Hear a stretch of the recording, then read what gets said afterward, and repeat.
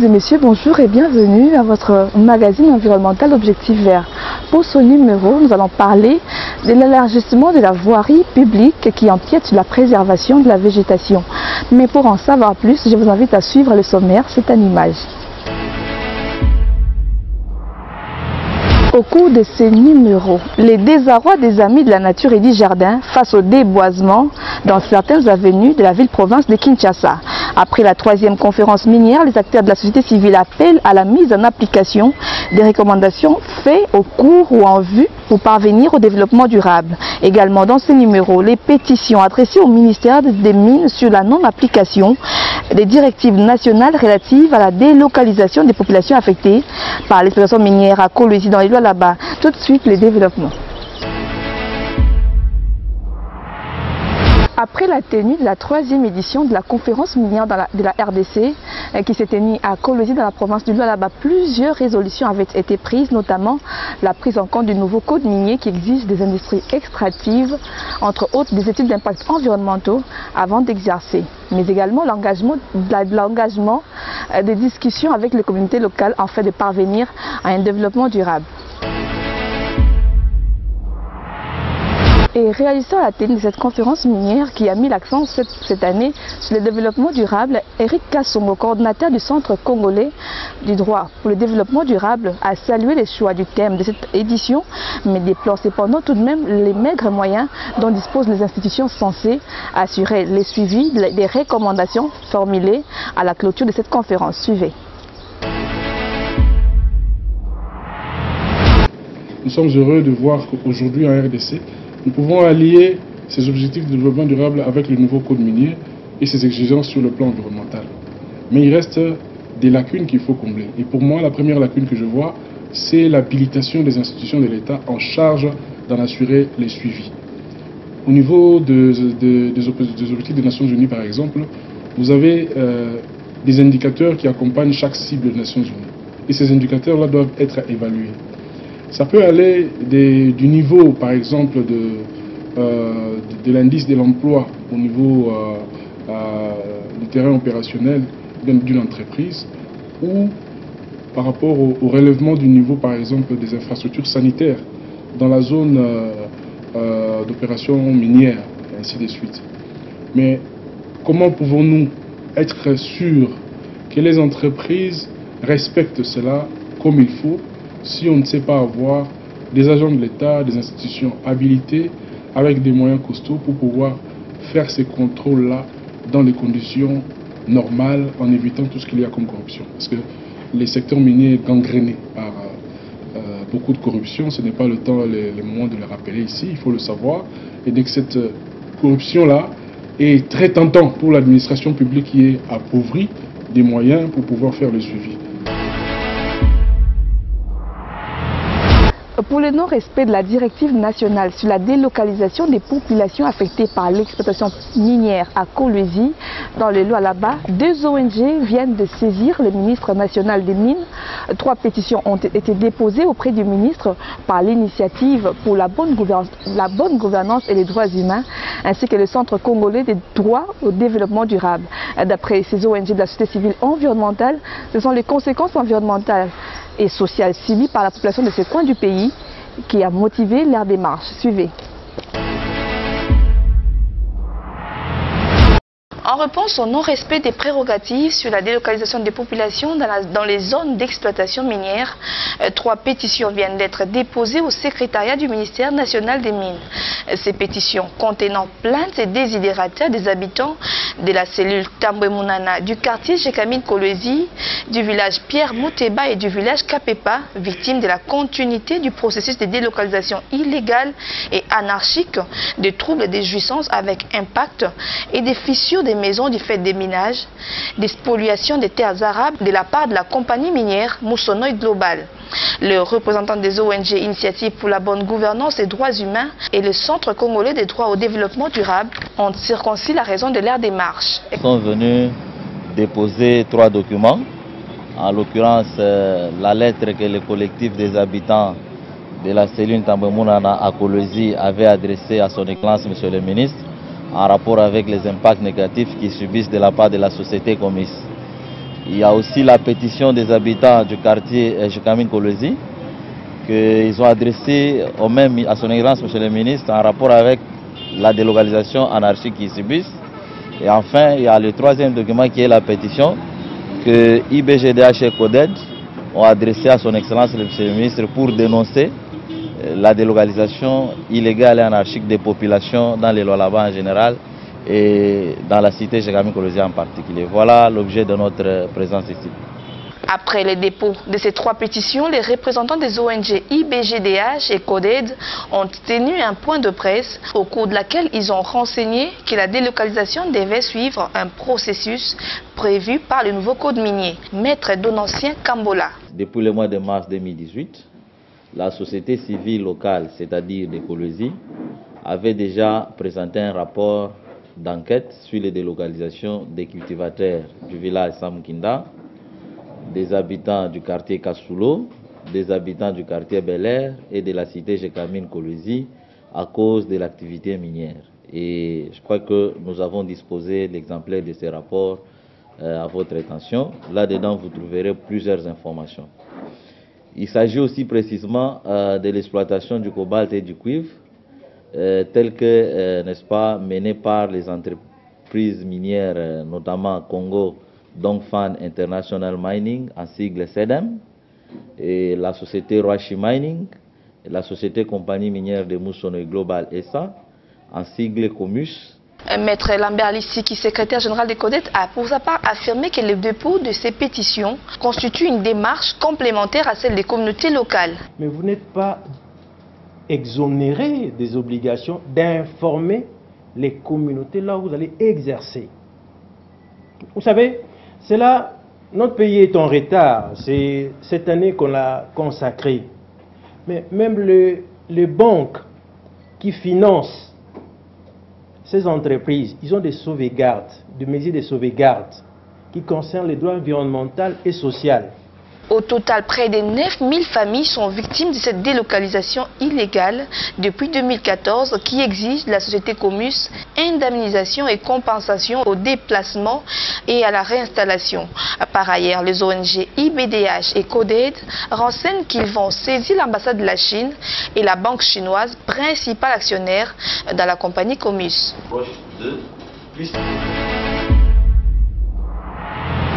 Pour revenir à Kinshasa, après la coupe d'arbres sur plusieurs artères de la ville-province de Kinshasa, certaines ONG environnementales montent au créneau pour fustiger ces comportements qu'ils qualifient de paix écologique. C'est le cas de l'ONG Amis de la Nature et des Jardins, dont le coordonnateur Jean Mangalibi qualifie des massacres des arbres au profit de l'élargissement de la chaussée.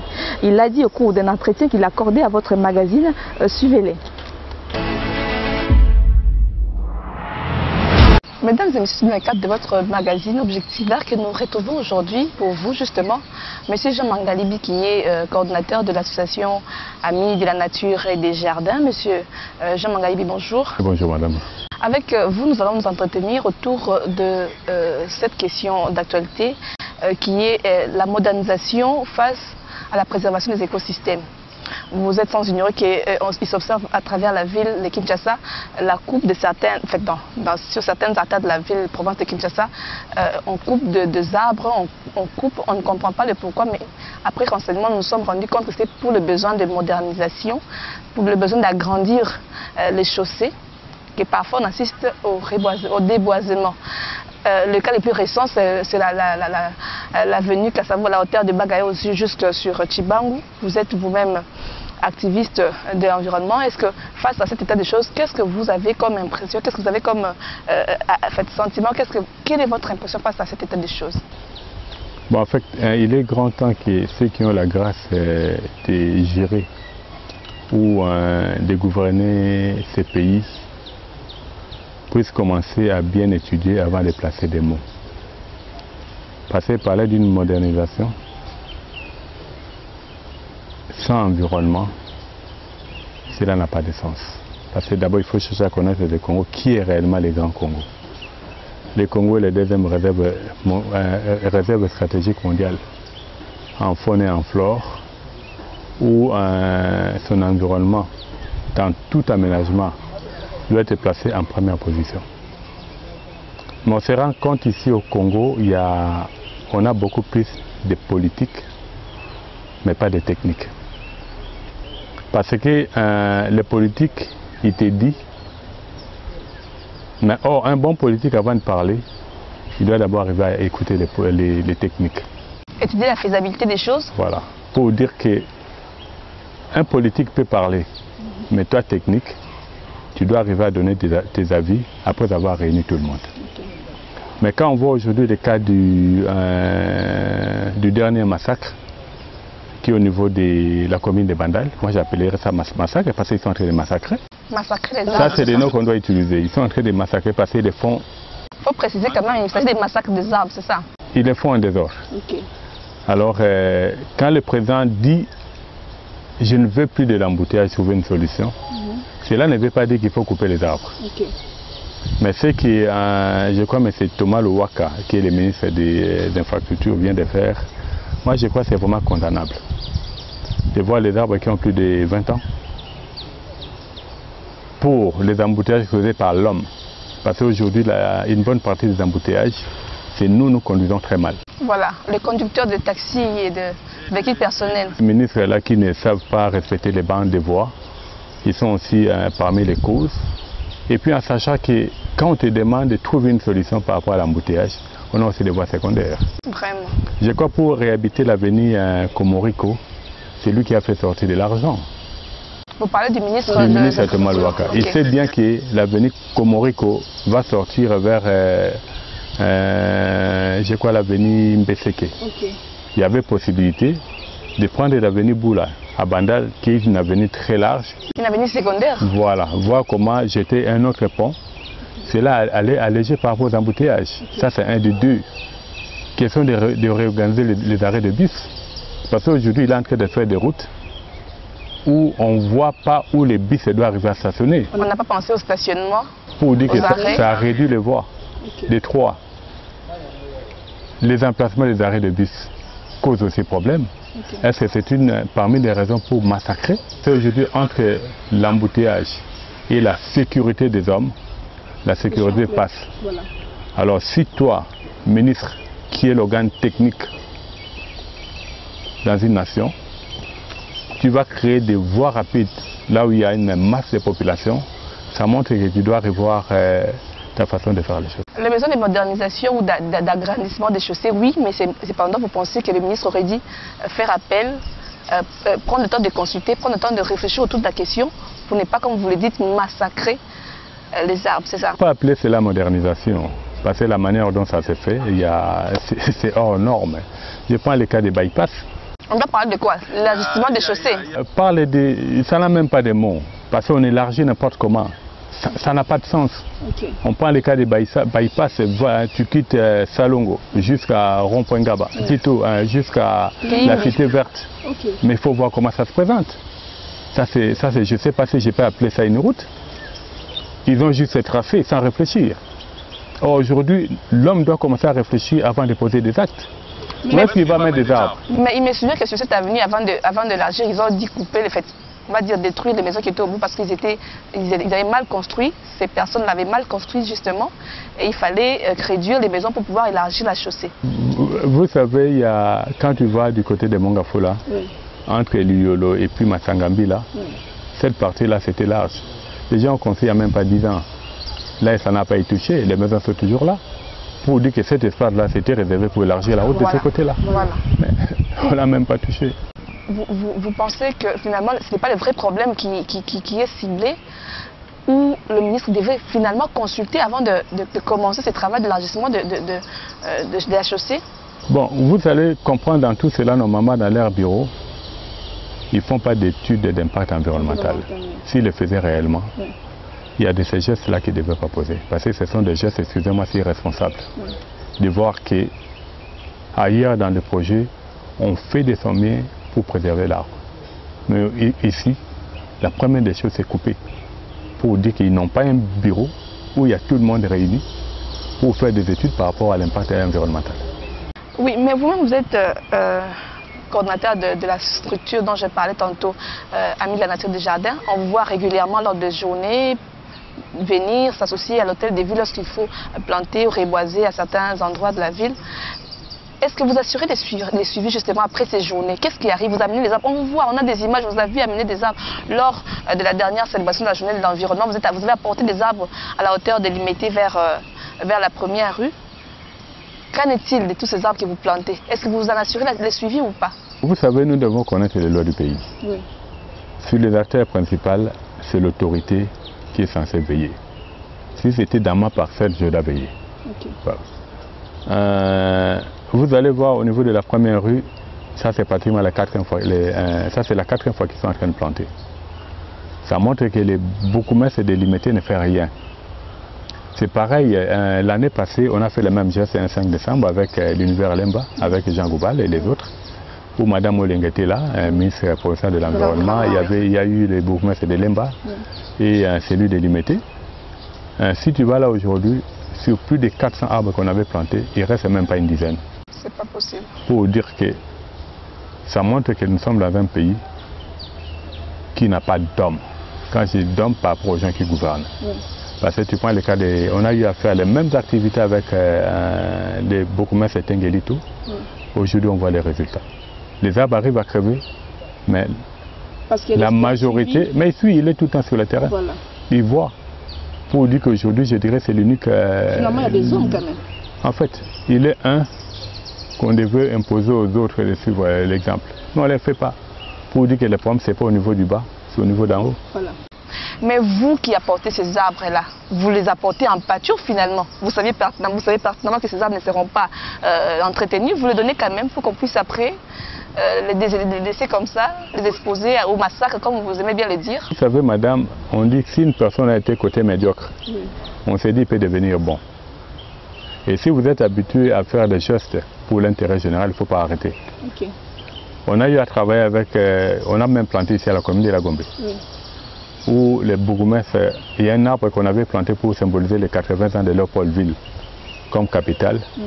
Les bourgmestres l'ont fait couper pour chasser un fou. Et le fou, c'est juste se déplacer. Comme là-bas repoussé, aujourd'hui, le fou est revenu.